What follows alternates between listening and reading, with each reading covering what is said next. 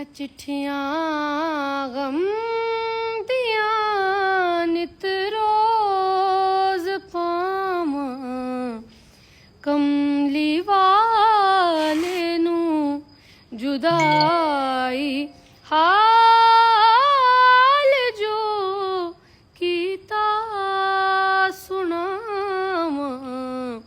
कमली वाले नू गरीबी दे सिवा